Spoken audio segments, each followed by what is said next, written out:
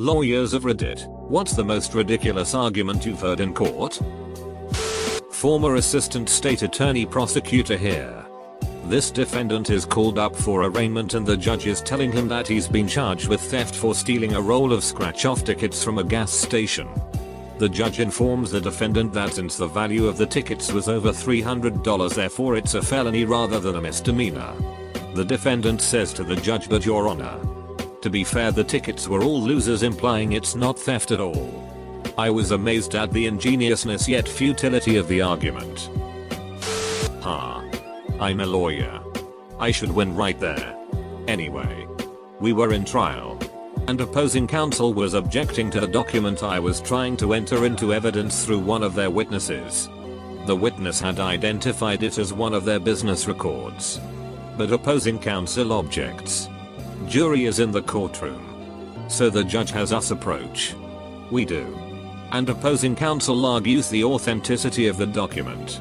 I was a little surprised. So my response was, "Your Honor, this is their exhibit." Is counsel stating they submitted inauthentic documents to this court?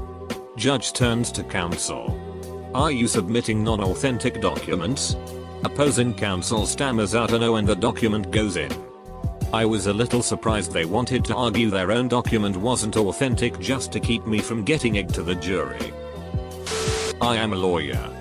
The state tried to argue that probable cause exists simply because there is a police report alleging the crime. From the fact that a police officer filed this report, it is a reasonable inference that the crime took place as described. But allegations are self-proving now. Well, wrap up court then. I guess no need to hear any more motions to dismiss ever. I wonder why no other prosecutor in 240 years of jurisprudence ever thought of that before. 25-year-old assistant district attorney who went to the worst law school in this state.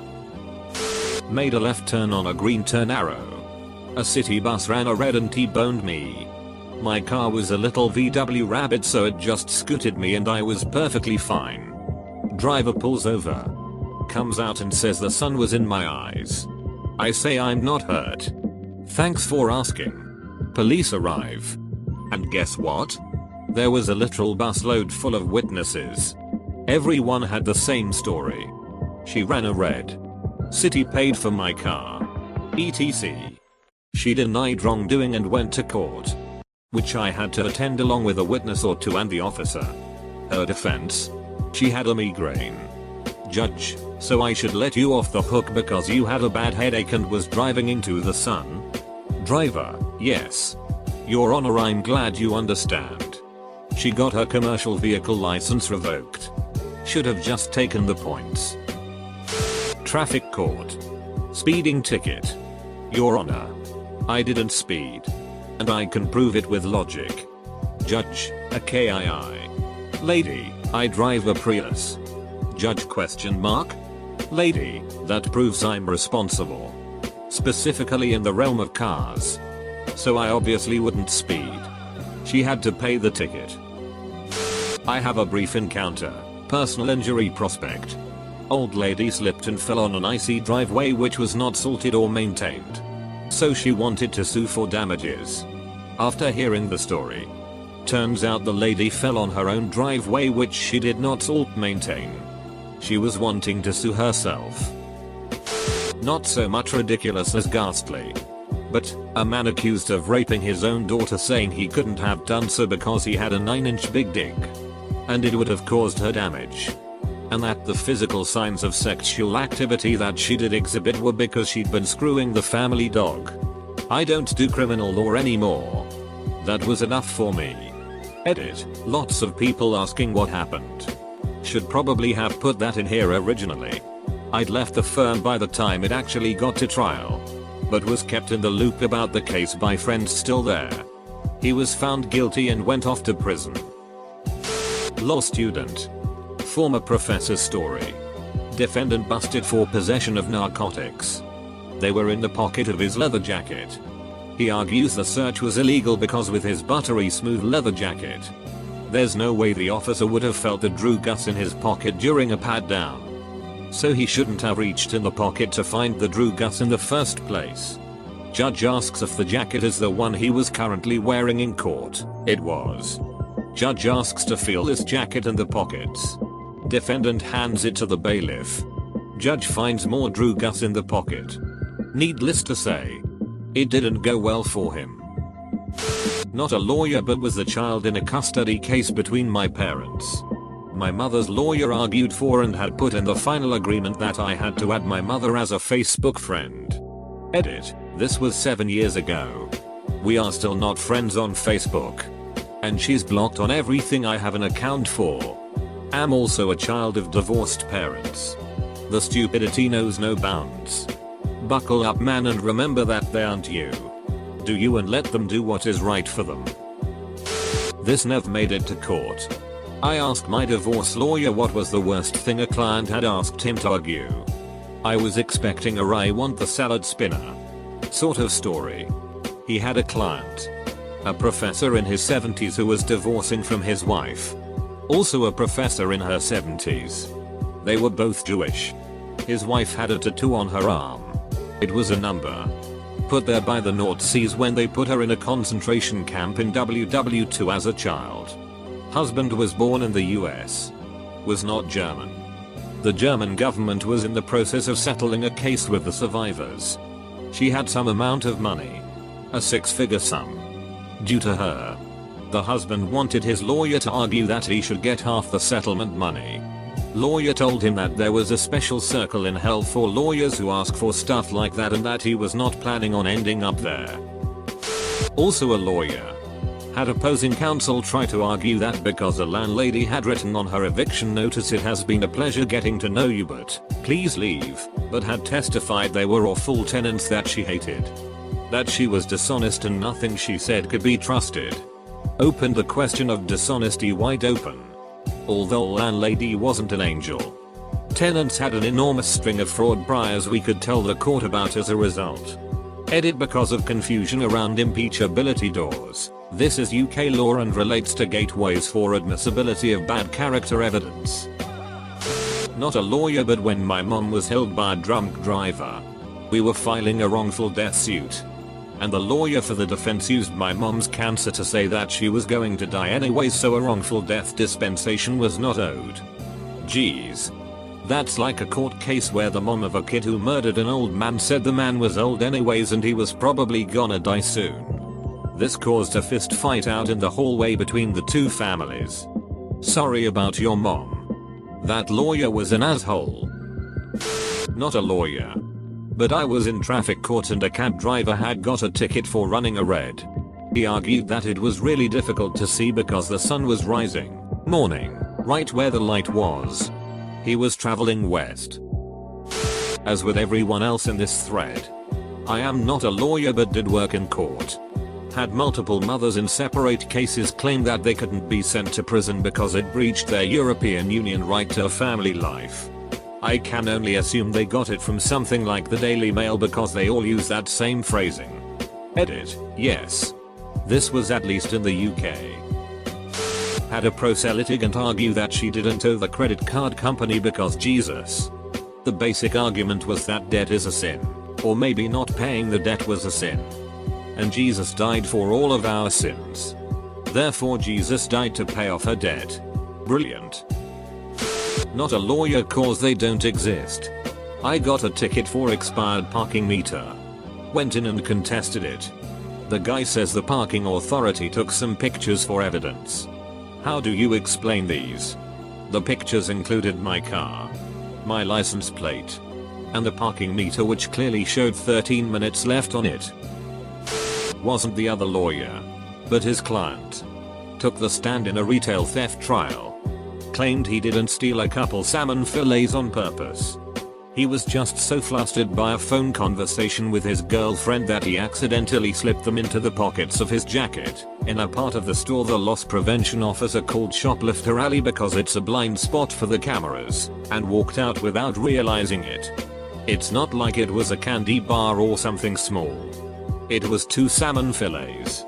I asked him, "Have you ever done that before?" Him, "No." Me, "Have you ever seen anyone, anywhere, ever put fish like that in their pocket in your entire life?" him. No. Mercifully, the jury did not buy his ludicrous story and found him guilty. My uncle did malpractice defense. Well, one year he had to defend a surgeon.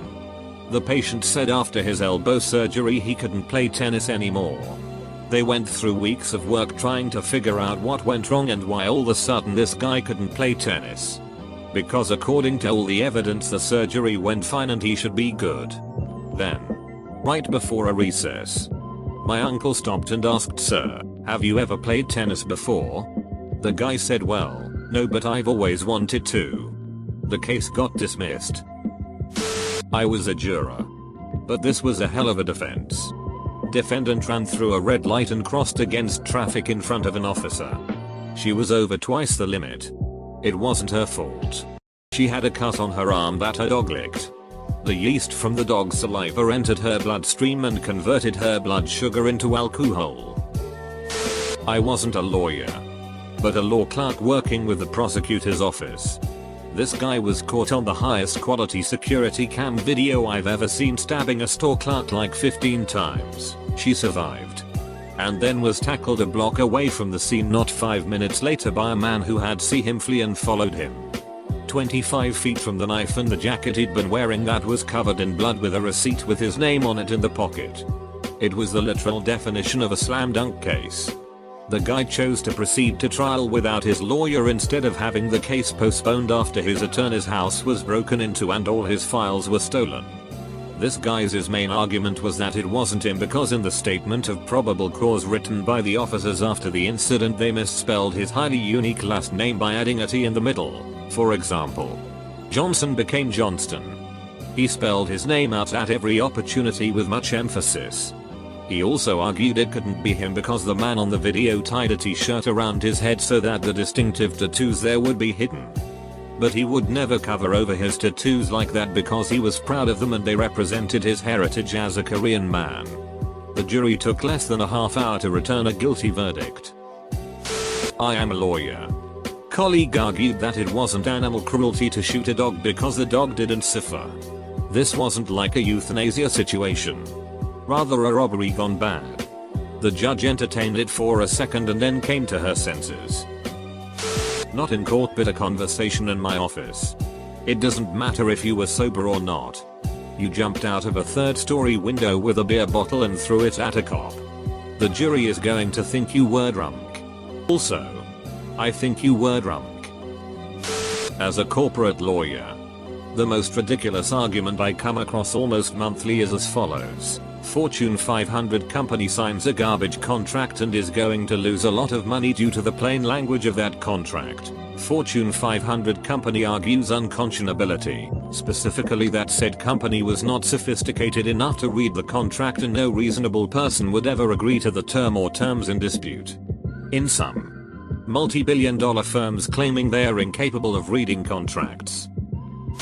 I have a story for this one. I'm not a lawyer nor could I talk at the time. During a custody battle between my grandparents and my mom and dad who were addicts. The judge asks why my parents should have custody. Well, we are his parents. The judge says, well, you guys have substance abuse issues. No, we don't. So you're not using anything? No, we're both clean. When is the last time you've used? A few days ago and we're done now. My grandparents won that day in court. This story has been told to me a few times by my grandfather. Full stop. Of course I'm not a lawyer, was doing my journalism degree and was just watching cases all day for an assignment. One guy was up on drug charges for distribution. He was selling weed up. His lawyer tried to argue to the judge that weed don't ever hurt anyone. And it even made it easier for police during domestic disturbance calls. And that, in fact, the police should be using his client to get weed out to calm people down. His client got something like 3 years in jail. And 5 years probation. Lawyer here. During an order of protection hearing, the 6 feet 3 inches muscular tattooed idiot told the judge that my 5 feet 1 inches female client deserved the black eye he gave her because she wouldn't stop running her mouth. He actually expected the judge to be sympathetic or something. The second he admitted to hitting her, the judge cut him off and said order of protection granted. Next case. Several years ago I was junior counsel in a prosecution in which the state alleged the 30-year-old male accused sexually penetrated his 13-year-old foster daughter. Part of the state case relied on SMS messages allegedly sent by this gentleman to the complainant. Some of them were pretty bad, I won't repeat them. But there were some which amounted to, "Sorry, I thought you liked it when I did X." Defense counsel conceded that if he did send those messages, that it would have been very inappropriate. Later, during closing argument, defense counsel argued, surely it would have been more appropriate if he wrote, "You have lovely breasts," or, "I want you to have my children," UHH, to your 13-year-old foster child, while in the same house you share with your wife. You're right. That's way better.